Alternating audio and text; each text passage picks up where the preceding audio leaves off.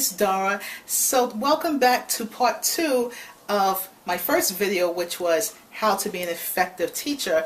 And now this video is going to be about how to be an effective ESL student.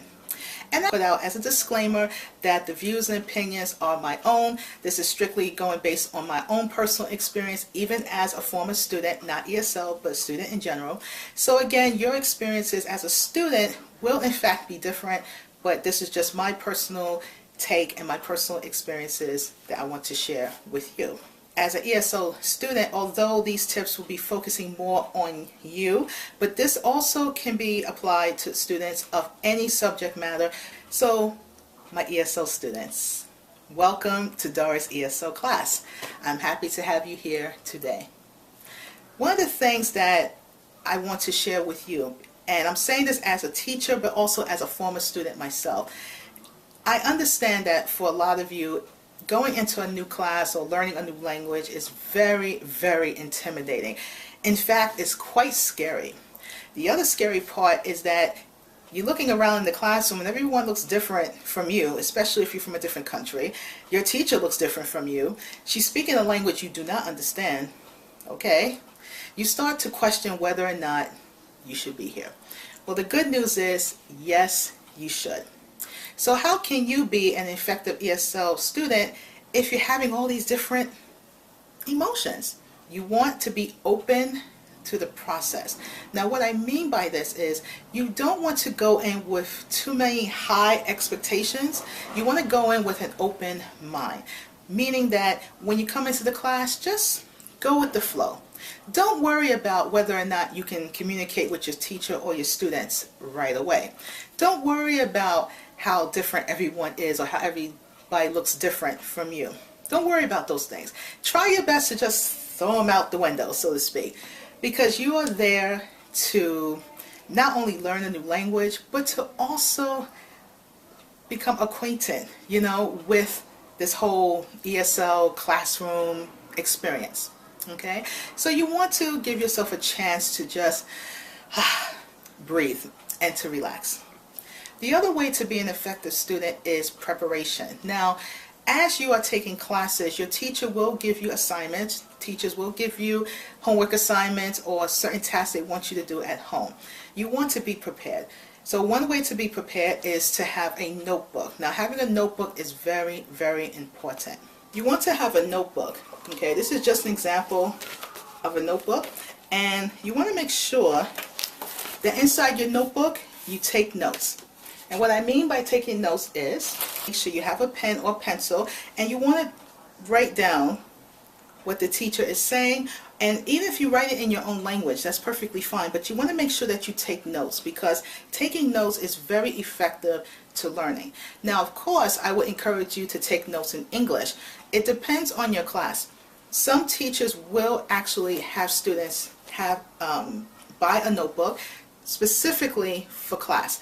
And what I mean by this is sometimes in my classes, I would ask students to bring in a notebook and they would do something called journal writing, where they would write down maybe how they feel, or maybe if we're talking about a specific topic, I would ask them about it and they would write it in their journal in English. And then by the end of the week, I would collect those journals, I would read them, and then make corrections. In some ESL classes, teachers will not ask you to do this, but I would encourage you to do it anyway, because the more you practice writing in English, the more you practice taking notes, the more comfortable it becomes as you are learning this language. Another thing you may want to do, but again, be careful, is to use a recording device. Now, a recording device or a recorder, most times we do have it on our cell phones, but you can buy them separately. Is some students will bring that in and record the teacher talking, so that way when they go home, they can listen to what the teacher is saying. Be careful with this, because a lot of teachers would discourage students from doing that. And you might be wondering why.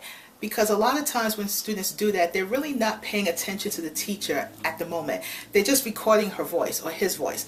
And so they could be thinking about other things while they're recording what the teacher is saying, and then they go home and do the work. That's not very effective because when you go home, everybody has different households. Maybe you have family, maybe you have children. You may not have time to focus on every single thing the teacher said in your class. So I would discourage you from doing that. It's best to listen, take notes, because you're learning in the moment, and it'll help you to remember better that way. As part of preparation, you always want to make sure that you come on time, and if you have any questions, bring those questions to the class. I always tell my students, write down the questions that you have for your teacher. Sometimes the questions will come to you after class, which is okay. Write it down. So when you come to class the next day, you can ask your teacher whatever question you have. Another thing to make you an effective student is by being willing to participate. Now, this is the one thing a lot of students struggle with, because some students are shy, they don't feel comfortable, or they just don't want to participate. They just want to sit there and listen to the teacher. But to really learn the language, you have to speak the language. And this is uncomfortable, yes, but it doesn't have to be. So, what do? If your teacher is giving an assignment and asks you to work with your partner next to you, okay. This is an opportunity for you to work with your classmate on that assignment. In this case, that classmate may be just as shy as you are. So now you both can work together to complete the assignment, and you don't start to feel so bad because you realize, hey, I'm not the only one who feels this way. If you're working with someone that you don't feel comfortable with, this is the opportunity for you to maybe ask your teacher to switch partners, or maybe work with a different group of students. But again, this is rare. This doesn't happen very much, but it definitely does happen sometimes. Another way to be an effective ESL student is by asking questions. Ask questions always. The reason why is because when you ask questions, it helps you to reinforce, to remember, or to review what you are learning. If you don't understand something, ask questions, whether it's to your classmate or to the teacher. Try your best not to feel too uncomfortable by this. I do understand that asking questions for most people, and even in some cultures, that's considered a bad thing. But I will tell you honestly, in the long run, or in the future, you will understand that when you ask questions, it becomes more comfortable, and you don't feel as nervous, and you don't feel as embarrassed. In fact, you'll start to feel more confident because now you're understanding things that you didn't understand before. So always ask questions. Study. Now, you have to study in order for you to succeed. What I mean by studying is you have to do your own review. The teachers will do reviews in the ESL classroom, but it's your responsibility to review at home or at a library or anywhere that you feel comfortable practicing your English. Now, here's the challenge to this one, okay? Teachers are well aware that sometimes, depending on where you live, you may not be able to practice English with your friends if all your friends do not speak English. So this can be a challenge. When you are studying, one thing you can do is you can go on the internet and listen to English radio, or watch English videos or movies to kind of help you to practice your listening skills in English. Or you and your classmate can maybe make plans to meet up after class. Another way to be an effective ESL student is to be patient. This is something I tell my students all the time. You will not, and I repeat, you will not learn English in a day. It is not possible. You can study for 24 hours a day and you will not know everything. So you must be patient with yourself first and with the process. Sometimes students feel so discouraged because they take ESL classes maybe for a year or two and they don't feel confident that their English is where it should be. And you know what? That is very, very possible, and that does happen very often. Sometimes it's not because you're doing anything wrong. Sometimes it's just the way it is.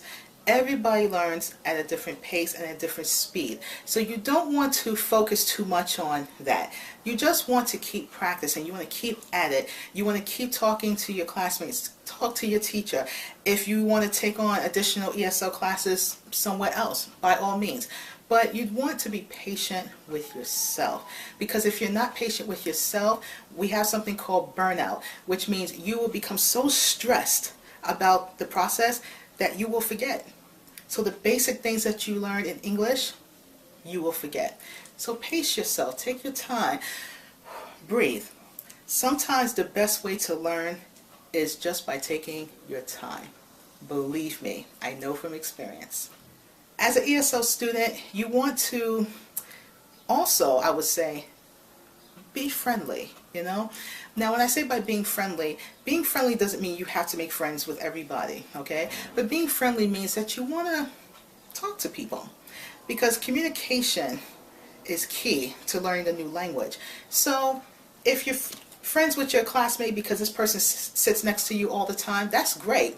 But maybe you should sit in the back one day, or maybe sit on the left side, or sit on the right side. You want to make sure that you get to know, if not all, some of your classmates. Participate in group activity.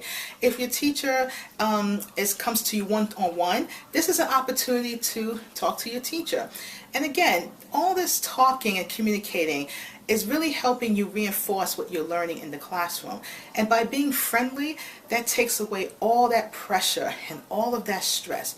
You start to smile more. You might even laugh a little bit, but you don't want to be too strict and too hard on yourself.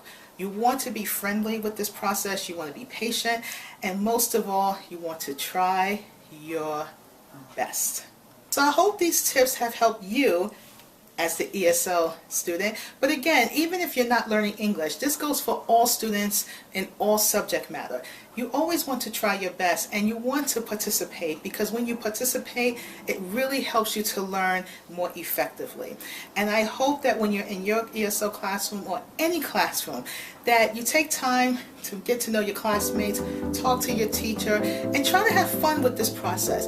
Try not to feel like you have to know everything in a day, or somehow you're afraid to make a mistake, because you will make a mistake or mistakes, okay? And your teacher too. Smile, be friendly, be patient, and try your best. That's the best way to go. Thank you so much for watching. I really appreciate it, and I'll see you in the next video.